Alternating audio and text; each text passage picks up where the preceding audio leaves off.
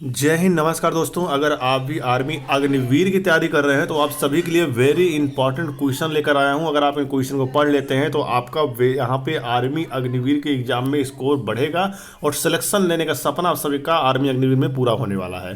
किसी भी आरओ से हो कि चाहे मेल हो चाहे फीमेल हो, दोनों के लिए वीडियो बहुत ज़्यादा इंपॉर्टेंट रहने वाली है। चलिए फिर आज की क्लास में यहाँ पे स्टार्ट करते हैं। देखिए पहला क्वेश्चन क्या बोल रहा है, भारतीय राष्ट्रीय कांग्रेस के प्रथम अध्यक्ष कौन थे। भारतीय राष्ट्रीय कांग्रेस के प्रथम अध्यक्ष कौन थे? तो यहां पे हो जाएगा व्योमेश चंद्र बनर्जी, आप सभी का राइट आंसर हो जाएगा। नेक्स्ट क्वेश्चन क्या है, आगरा किस नदी के किनारे बसा हुआ है। आगरा जो है वो किस नदी के किनारे बसा हुआ है? तो हो जाएगा यमुना नदी के किनारे बसा है। किस किनारे? यमुना नदी के किनारे आगरा बसा हुआ है। ठीक है। नेक्स्ट क्वेश्चन क्या है, अर्जुन पुरस्कार किस क्षेत्र में दिया जाता है। अर्जुन पुरस्कार जो होता है उसे किस क्षेत्र में दिया जाता है? तो हो जाएगा फिल्म के क्षेत्र में। फिल्म के क्षेत्र में अर्जुन पुरस्कार दिया जाता है। ठीक है। नेक्स्ट क्वेश्चन क्या है, शाहजहां के बचपन का नाम क्या था। शाहजहां के बचपन का नाम पूछ रहा है तो यहाँ पे खुर्रम हो जाएगा। ठीक है, खुर्रम आप सभी का बिल्कुल राइट आंसर हो जाएगा। अगला क्वेश्चन क्या है, नेट बॉल में कितने खिलाड़ी होते हैं। नेट बॉल में कितने खिलाड़ी होते हैं? तो ऑप्शन नंबर ए 7 खिलाड़ी होते हैं। नेट बॉल में 7 खिलाड़ी होते हैं। आर्मी अग्निवीर के लिए ही क्वेश्चन लेकर आया हूं। अगर आपका भी एग्जाम आगे आने वाले दिनों में है तो आप आर्मी अग्निवीर की तैयारी इस चैनल के माध्यम से कर सकते हैं। चैनल को सब्सक्राइब कर लीजिएगा, डिस्क्रिप्शन बॉक्स में टेलीग्राम चैनल का लिंक है, जाकर आप सभी ज्वाइन हो जाइए। अभी देखिए नेक्स्ट क्वेश्चन क्या है, यहाँ पर पूछ रहा है भारतीय रिजर्व बैंक के किस गवर्नर का कार्यकाल सबसे कम रहा। सबसे कम रहा तो हो जाएगा अमिताभ घोष का। अमिताभ घोष का कार्यकाल जो था बहुत ही कम रहा। ठीक है। उसी प्रकार से बात करें तो यहाँ पूछ रहा है इसरो मतलब ISRO, इसरो सूर्य अध्ययन के लिए कौन सा मिशन लॉन्च किया है। सूर्य अध्ययन के लिए कौन सा मिशन लॉन्च किया है? तो हो जाएगा आदित्य 11। आप सभी को राइट करके आना है। ठीक है। उसके बाद नेक्स्ट क्वेश्चन क्या है, ध्यान दीजिएगा, गुजरात की राजधानी कहाँ पर है। क्वेश्चन है गुजरात की राजधानी कहाँ पर है? तो हो जाएगा गांधीनगर, आप सभी का बिल्कुल राइट आंसर हो जाएगा। अगला क्वेश्चन क्या है, ध्यान दीजिएगा, गुड़ी पर्व यहाँ पूछ रहा है गुड़ी पर्व किस राज्य का प्रमुख त्यौहार है। क्योंकि कुछ त्यौहार ऐसे होते हैं जो राज्य के ही मतलब राज्य में ही फेमस होते हैं, उन्हीं के राज्य में ही मनाया जाता है। ठीक है। उसी प्रकार से गुड़ी पर्व है किस राज्य का प्रमुख त्यौहार है? तो हो जाएगा महाराष्ट्र का। महाराष्ट्र का प्रमुख त्यौहार पूछा जाएगा तो आप सभी गुड़ी पर्व कर सकते हैं। ठीक है। नेक्स्ट क्वेश्चन क्या है, ध्यान दीजिएगा, नेक्स्ट क्वेश्चन पूछ रहा है सरफरोशी की तमन्ना अब हमारे दिल में है। ठीक है। ये किसका नारा है? सरफरोशी की तमन्ना अब हमारे दिल में है, इसे किसने बोला था? तो हो जाएगा राम प्रसाद बिस्मिल्लाह। ठीक है। आर्मी अग्निवीर का पेपर में बता रहा हूँ, ऐसे ही पेपर में क्वेश्चन आते हैं। अगर आप डेली क्लास लेना चाहते हैं चैनल को सब्सक्राइब कर लीजिएगा और परमानेंटली आप सभी हमारे साथ जुड़ सकते हैं। ठीक है। और डेली क्लास आप सभी लेना बिल्कुल मत भूलिएगा, पीछे भी काफ़ी सारी क्लासेस ले चुके हैं, आप सभी जाकर उसको भी लीजिए। यहाँ पर देखें नेक्स्ट क्वेश्चन क्या है, उमा शंकर मिश्र का संबंध किस वाद्य यंत्र से है। यहाँ पर वाद्य यंत्र के जो क्वेश्चन होते हैं वो वेरी इंपॉर्टेंट होते हैं, ध्यान सुनिएगा। ठीक है। उमा शंकर मिश्र का संबंध किस वाद्य यंत्र से है? तो हो जाएगा सितार वाद्य यंत्र से। किससे है? सितार वाद्य यंत्र से है। ठीक है। नेक्स्ट क्वेश्चन क्या है, सरिस्का सरिस्का राष्ट्रीय उद्यान किस राज्य में है? तो हो जाएगा राजस्थान। अगर पूछ लिया सरिस्का राष्ट्रीय उद्यान किस राज्य में है तो आप सबको राजस्थान करके आना है, गलत नहीं करना है। ठीक है। उसी प्रकार से नेक्स्ट क्वेश्चन क्या है, प्रथम मुस्लिम आक्रमणकारी कौन था। प्रथम मुस्लिम आक्रमणकारी पूछ रहा है। ठीक है। तो यहाँ पर हो जाएगा मोहम्मद बिन कासिम। ठीक है। क्या हो जाएगा? मोहम्मद बिन कासिम। नेक्स्ट क्वेश्चन क्या है, भारत और चीन के बीच युद्ध कब हुआ। भारत और चीन के बीच युद्ध कब हुआ? तो 4 ऑप्शन दिया रहेगा, आपको एक इसमें सही करना है, तो हो जाएगा ऑप्शन नंबर बी 1962 में। ठीक है। भारत और चीन का युद्ध कब हुआ? 1962 में हुआ। ठीक है। उसके बाद नेक्स्ट क्वेश्चन क्या है, भूरी क्रांति का संबंध किससे है। भूरी क्रांति का संबंध जो है वो है खाद्य उत्पादन से। ठीक है। भूरी क्रांति का संबंध खाद्य उत्पादन से है। नेक्स्ट क्वेश्चन क्या है, वनस्पति विज्ञान का जनक कौन है। वनस्पति विज्ञान का पूछ रहा है। ठीक है। तो वनस्पति विज्ञान का जो जनक है वो हो जाएगा थियोफ्रेट्स। ठीक है। क्या हो जाएगा? थियोफ्रेट्स। आप सभी का राइट आंसर हो जाएगा। नेक्स्ट क्वेश्चन क्या है, किस जनन में युग्मों का निर्माण होता है। किस जनन में युग्मों का निर्माण होता है? तो हो जाएगा लैंगिक। लैंगिक आप सभी का राइट आंसर हो जाएगा। नेक्स्ट क्वेश्चन क्या पूछ रहा है, ध्यान दीजिएगा, वेरी इंपॉर्टेंट क्वेश्चन है आर्मी अग्निवीर के लिए, तो आप सभी क्लास को डेली देखिएगा। डेली आप सभी को एक क्लास मिलने वाला है। ठीक है। अगर आप सबकी डिमांड रही तो एक दिन में 2 क्लास भी करवाई जा सकती है, अपने हिसाब से आप सभी कमेंट जरूर करिएगा। ठीक है।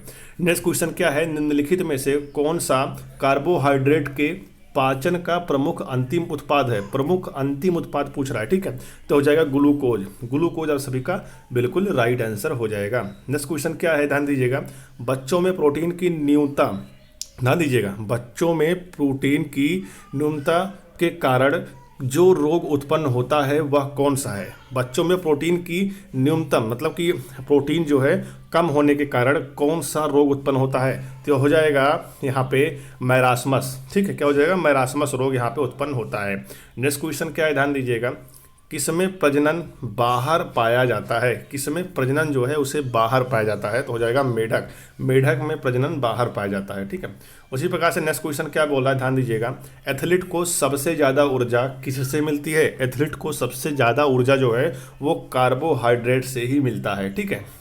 नेक्स्ट क्वेश्चन क्या है, भारत में सर्वाधिक होने वाली टीबी जिसे तपेदिक बोलते हैं वो कहाँ? देखिए यहाँ पे भारत में सबसे ज़्यादा होने वाली टीबी कहाँ पर होती है? देखिए यहाँ पे यकृत में होती है, रक्त में होती है, अस्थिज में होती है, तो यहाँ पे फेफड़ा में, भारत में जो सर्वाधिक टीबी होता है वो फेफड़ा में ही होता है, ठीक है। लगभग व्यक्ति के पास मतलब अगर टीबी है उसके, तो यहाँ पर फेफड़ा में ही टीबी रहता है। नेक्स्ट क्वेश्चन क्या है, आरबीसी का कब्रिस्तान किसे कहा जाता है? आरबीसी का कब्रिस्तान किसे कहा जाता है? अगर ऐसा क्वेश्चन आ गया तो आप सबको प्लीहा करके आना है। क्या करके आना है? प्लीहा करके आना है, राइट आंसर हो जाएगा।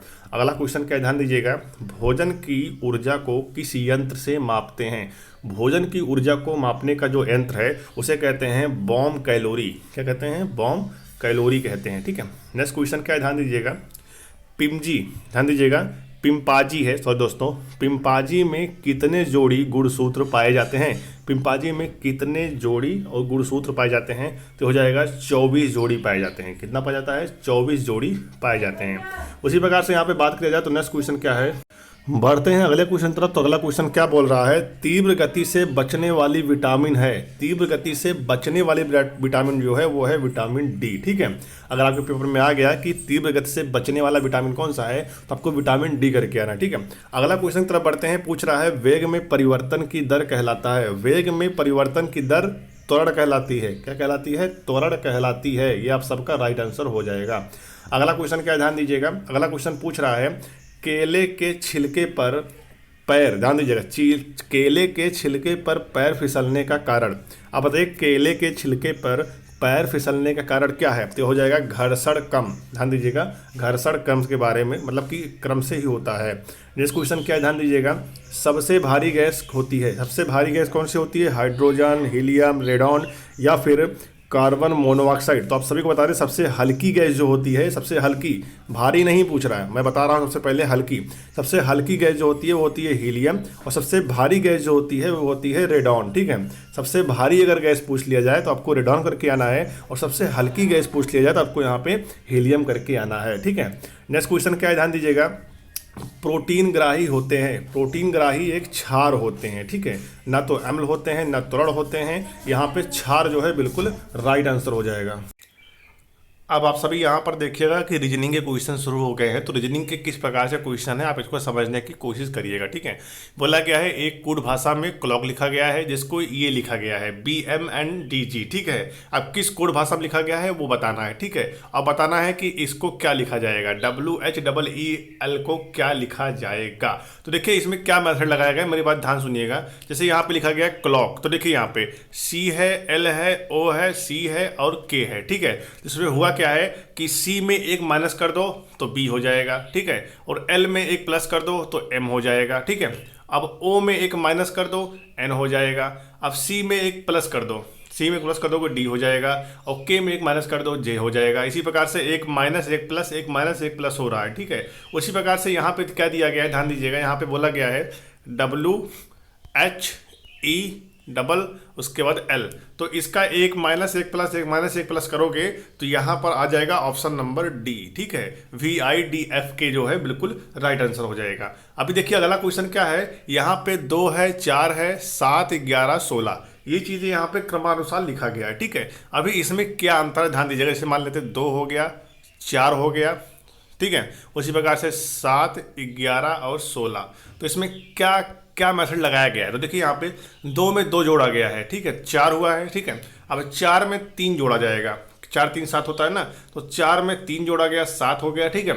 अब इसमें 4 जोड़ा जाएगा, फिर इसमें 5 जोड़ा जाएगा, ठीक है। देखिएगा मैं आपको दिखा रहा हूँ, देखिए 4 3 7 हो गया, ठीक है। 7 4 11 हो गया, और 16 और 5 कितना होता है, 16 5 हो जाएगा आपका 22। तो ऑप्शन नंबर ए जो है बिल्कुल राइट हो जाएगा। इस प्रकार से यहाँ पे मेथड को लगाया गया है। अगला क्वेश्चन क्या है, ध्यान दीजिए, कूट भाषा में HUG को SFT लिखा गया है, उसी प्रकार से PET को क्या लिखा जाएगा, PET को क्या लिखा जाएगा। देखिए यहाँ पे PET लिखा गया है, ठीक है। क्या लिखा जाएगा, तो मैं आपको बता दूं यहाँ पे क्या मेथड लगाया गया है, मेरी बात ध्यान सुनिएगा। ऐसे H है, U है, G है, उसके बाद लिखा गया है यहाँ पर S F और T लिखा गया है, ठीक है। तो इसमें क्या किया गया है, H को S में कितनी बार ले गया है, तो यहाँ पर बीच का जो डिफरेंट है वो 11 है, प्लस 11 है, ठीक है, मतलब 11 प्लस है। उसके बाद U और F में जो है वो भी प्लस 11 ही है। उसके बाद अगर बात करें तो G और T में इसमें प्लस 13 है, ठीक है, मतलब 2 बार 11 आगे मतलब प्लस किया गया है और एक बार प्लस 13 कर दिया गया है। अगर आप यहाँ पर PET को P प्लस 11 करोगे कितना हो जाएगा, मैं 11 क्यों बोला मेरे बात ध्यान सुनिएगा, बीच में जो डिफरेंट है, जैसे P आता है, आप सबको पता होगा, यहाँ पर जैसे A है, 1 नंबर पे B है, 2 नंबर C है, 3 नंबर पे इसी प्रकार से P का नंबर है। उसके बाद यहाँ पर 11 मतलब 11 आप जोड़ दीजिए उसमें, और उसके बाद PE में आप सभी 11 जोड़िएगा। उसी के साथ में अगर बात करें T में आप सभी यहाँ पर 13 जोड़ दीजिए, ठीक है। तो इसमें क्या आएगा, तो इसमें राइट आंसर हो जाएगा आप सभी का option number B, K, V और G, क्योंकि उसमें इसमें प्लस 11 किया गया है, इसमें भी 11 प्लस किया गया है और इसमें प्लस 13 किया गया है, ठीक है। इस प्रकार से यहाँ पे आंसर आया है। अब नेक्स्ट क्वेश्चन क्या है, नेक्स्ट क्वेश्चन यहाँ पे देखिए 1 लिखा है, 4 लिखा है, 9 लिखा है और 16 लिखा है। तो यहाँ पर किस प्रकार से मेथड लगाया गया है, ध्यान दीजिएगा। 1 में प्लस 3 जोड़ा गया है, 4 हुआ है, ठीक है, और 4 में प्लस 5 जोड़ा गया है तो 9 हुआ है, ठीक है। अभी देखिए यहाँ पर जो रेशो चल रहा है 3 5, अब यहाँ 7 हो जाएगा, ठीक है, 7, तो 9 और 7 जोड़ा गया 16 हो गया। अब 7 में 2 जोड़ो कितना हो जाएगा, 7 2 9 हो जाएगा, तो यहाँ पे 9 कर देना, और 16 प्लस 9 अगर जोड़ोगे तो हो जाएगा ऑप्शन नंबर C 25। तो इस प्रकार से यहाँ पे मेथड को लगाया गया है, ठीक है। अभी नेक्स्ट क्वेश्चन क्या है, ध्यान दीजिएगा। नेक्स्ट क्वेश्चन पूछ रहा है, नीचे दी गई श्रृंखला का अगला पद ज्ञात करें। तो देखिए पहला पद क्या है, वो है 33, दूसरा पद क्या है, वो है 38, तीसरा पद क्या है, वो है 48, और चौथा पद क्या है, वो है 53। तो आगे कौन सा पद आएगा, तो देखिए इसमें मेथड क्या लगाया गया है। अब देखिए यहाँ पे 33 और 5 कितना हो गया, 38 हो गया, प्लस 5 किया गया है, ठीक है। उसके बाद 38 है ना, 33 5 38 हो गया। उसके बाद देखिए यहाँ पे 38 और 48 में कितना जोड़ा गया, 10 जोड़ा गया। तो भाई 38 में अगर 10 जोड़ोगे तो 48 हो जाएगा। अभी 48 में फिर 5 जोड़ोगे तो 53 हो जाएगा, ठीक है।